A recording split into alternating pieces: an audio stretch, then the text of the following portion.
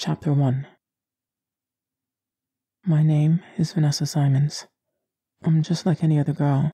I have long blonde hair and a fit body, and I like stereotypically girly things like makeup and the color pink. But I do have a few things that set me apart from other girls. Things like cold, pale skin, huge fangs, and amazingly fast speed. I can't see my reflection in the mirror, and the most unusual thing, I crave human blood.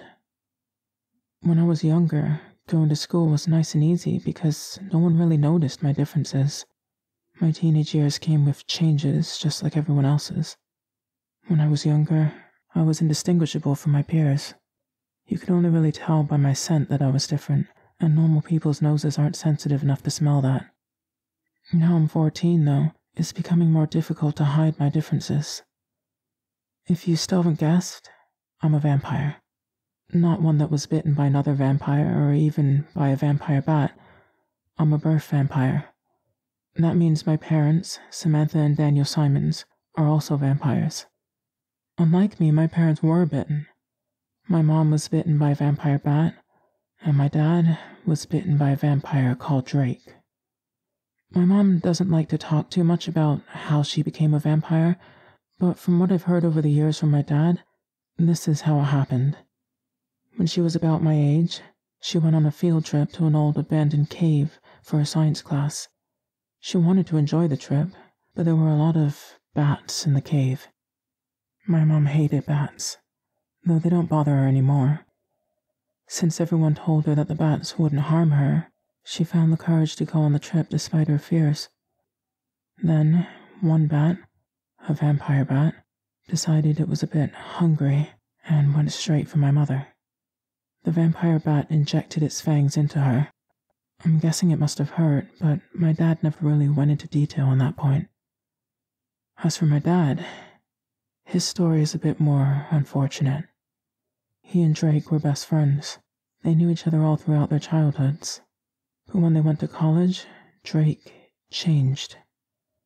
He became reclusive. He kept a distance, never smiled, and was absent from class for days sometimes. When my dad confronted him one day in his apartment, he didn't know what hit him. Within 5 minutes of being there, he was turned. Drake apologized to him, saying he was scared and lonely and he needed someone like him around. My dad didn't know what to do. He felt different, and later, he truly found out about his powers when he violently drank the blood of everyone in his college. After that, he never spoke to Drake again, declaring that he had ruined his life. He doesn't feel so strongly about that anymore, but none of us know where Drake is these days, so there probably won't be a reunion anytime soon. It was nighttime as I stood in the middle of my room. A dim light came from the only window present. I didn't really need to worry about the sunlight coming through and burning my skin in the daytime, because all my clothes were sunlight resistant, but I did still have some blackout curtains just in case. The walls were painted black, and there was nothing else in the room aside from a closet, a security camera mounted to the wall, which was a birthday gift from my mom who knew the full extent of my paranoia, and a digital clock on the floor next to my black wooden coffin. The coffin wasn't for sleep, though, just for relaxation. Sometimes I wished I could sleep, dream dreams and skip through the nighttime hours, but unfortunately, vampires can't sleep. I looked at my coffin and sighed. Slowly, I made my way over to it and lay down, closing my eyes and imagining I was asleep. "Vanessa," my mother called. I didn't feel like getting up, so I pretended not to hear her. "Don't ignore me, Vanessa, I know you can hear me," she called again. Knowing I had to come down, I responded, "Okay, I know, Mom." I got out of the coffin and left my room. I was now in a narrow hallway that led to our squeaky wooden staircase. The only thing in the hallway was a mirror hanging from the wall, and it baffled me. I wondered why we would need a mirror if everyone in this house was unable to see their reflection. Assumedly it was there as decoration, but it was still strange. I proceeded down the stairs, squeaking the wood with each step. When I reached the bottom, I saw my parents sitting in the kitchen at the round beige table. The dimly lit kitchen, an octagonal room with drawers and cabinets, held no appliances, Having appliances would be a bit unnecessary since none of us actually ate food. My mom looked a bit like me. She had long blonde hair and pale skin, but one of the things that set us apart was her long, wood-like nose. She was a fairly fit person and luckily had retractable fangs, which is a coveted gift among vampires and requires a good pull from the genetic lottery. My dad had black hair, pale skin, a thin mustache, and wore glasses. He was very muscular, but his fangs, like mine, were not retractable, which meant no smiling in front of the neighbors. "Vanessa," my mother said, "your father and I have something to tell you."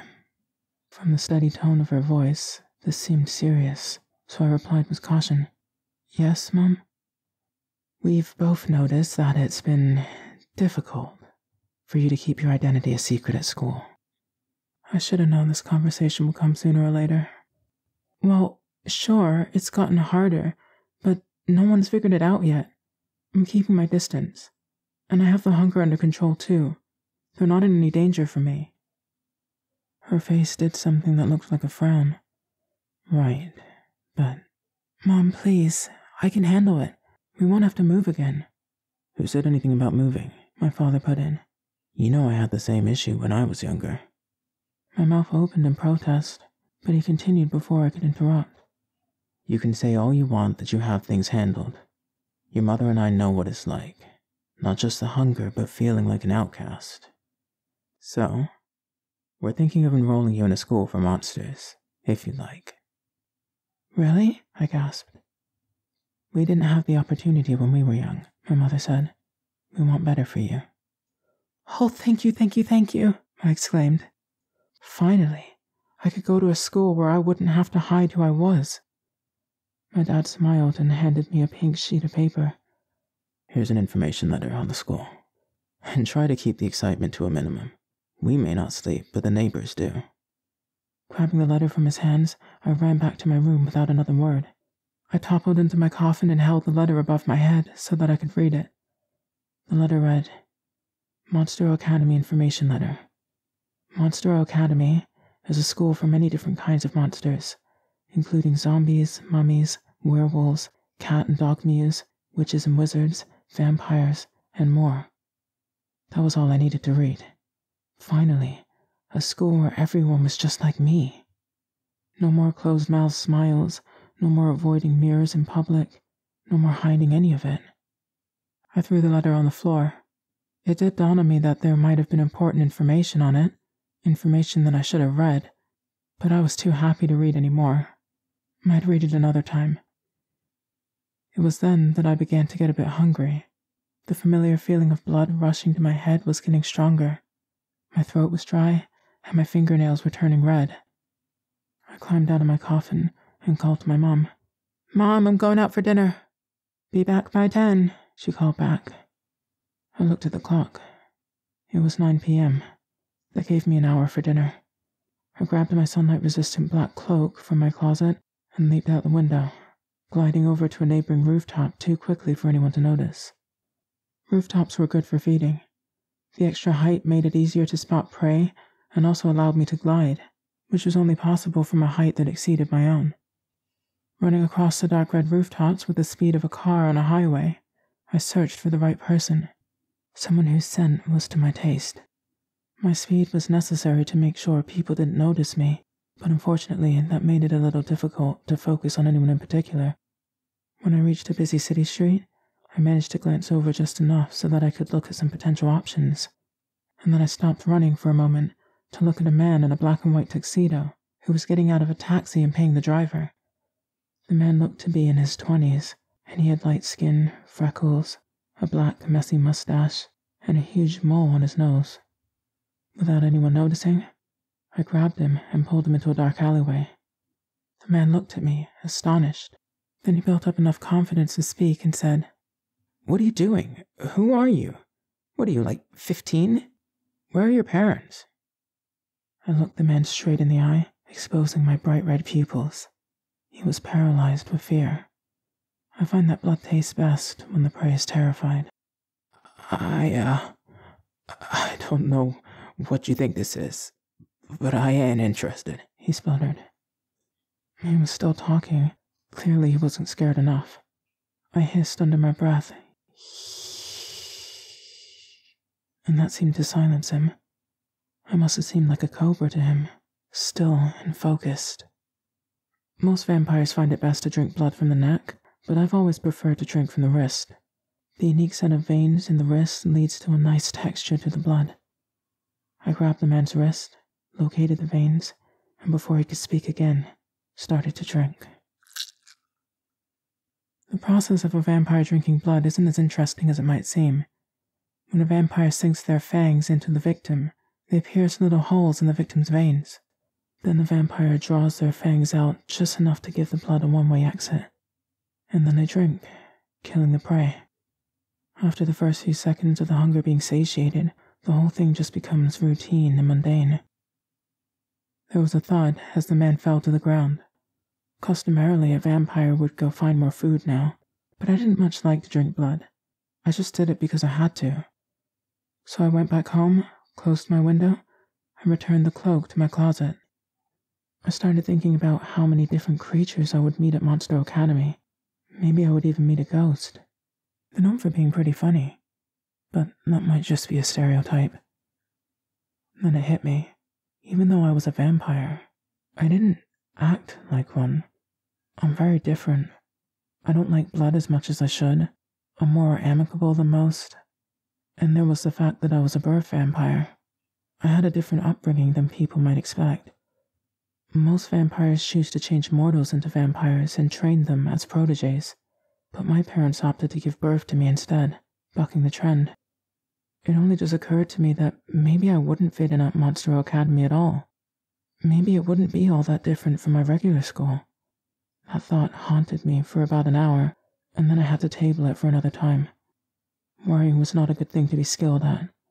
At least, that's what my mom always said. Then another thought occurred to me. It buzzed in my head. What would I learn about at Monstero Academy? To answer that, I turned to my information letter, but surprisingly, it wasn't there. I was sure I had left it on the floor beside my coffin. It was times like these that I was glad to have the security camera in my room. I went to check it, but to my surprise, it was broken. I was really freaked out now.